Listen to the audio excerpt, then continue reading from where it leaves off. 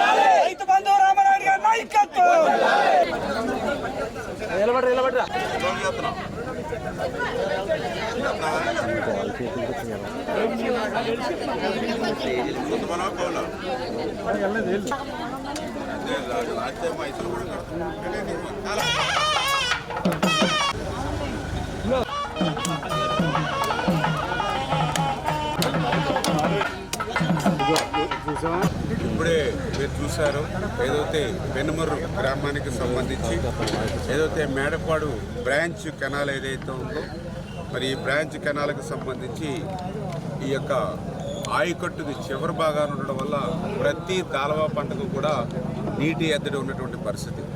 గతంలో మేము కూడా ఇదే చాలల్లో మరి దాయిలు అంటే పంట మీద ఉండగానే దాయిలు తీసి ఇదే మేడపాడు రోడ్డు మీద ధర్నా చేసినటువంటి పరిస్థితి కూడా ఆ రోజు ఉంది నీటి ఎద్దడితో.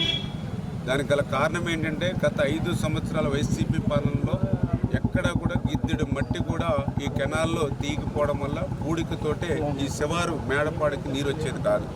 అందుకే ఈరోజు మన ప్రభుత్వం వచ్చాక అక్షరాల 18 లక్షల రూపాయలు పెట్టి ఈవేళ డీసిల్టింగ్ ఈ మేడపాడు బ్రాంచ్ ఛానల్ తీస్తూ ఆఖరి ఎకరం వరకు కూడా ఆఖరి రైతుకు నీరు అందేటువంటి విధంగా ఈ డీసిల్టింగ్ పనులు చేస్తున్నామని చెప్పి ప్రజలు కూడా గుర్తుపెట్టుకోవాలి. గత 5 సంవత్సరాల్లో చేరేటువంటి పనులు ఈ యొక్క 10 నెలల కాలంలోనే పనులను శాంక్షన్ చేయడమే కాకుండా టెండర్లు కూడా పిలిచి ఇవాళ పనులు పూర్తి చేస్తున్నామనంటే ఈ ప్రభుత్వం ఎంత పరిగెడుతూ పనిచేస్తుందో ఇదే ఒక ఉదాహరణ అని చెప్పి తెలియజేసుకుంటూ ఉన్నాను. మరి అదేవిధంగా ఏదైతే ఇదే బ్రాంచ్ కెనాల్కి సంబంధించి ఆ పెనుమర్రు వెళ్ళాలని అంటే ఇప్పుడే చూశారు, రోడ్డు అంతా కూడా అస్తవ్యస్తంగా ఉన్నటువంటి పరిస్థితి. ఇప్పుడే పాపం మహిళలు, ఉపాధి హామీ కూలీలు మహిళలు కూడా చెప్పారు, గర్భిణీ స్త్రీలు ఈ రోడ్డంతా హాస్పిటల్కి వెళ్ళాలని అంటే నెలలు నిండకుండానే డెలివరీ అయిపోతుందేమని భయంతో ఉంటున్నామని చెప్తున్నటువంటి పరిస్థితి. అంటే ఎంత దారుణంగా రోడ్డు ఉందో మీరే చూసినటువంటి పరిస్థితి. అటువంటి రోడ్డు కోసం ఆ రోజు 2014, 2019లో ఆ రోజు మేము వేసాం ఈ పెనుమర్రుకి రోడ్డు.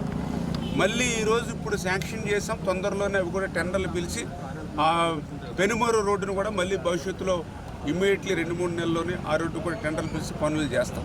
వేసినటువంటి రోడ్డు కూడా పటిష్టంగా 10 కాలాల పాటు ఉండాలనేటువంటి ఉద్దేశంతో అక్షరాల 1,27,00,000 రూపాయలు సీసీ వాల్ నిర్మాణం చేస్తున్నాం. అంటే మనం వేసినటువంటి రోడ్డు చెక్కు చెదరకుండా కాలంలోకి దిగిపోకుండా ఉన్నాం.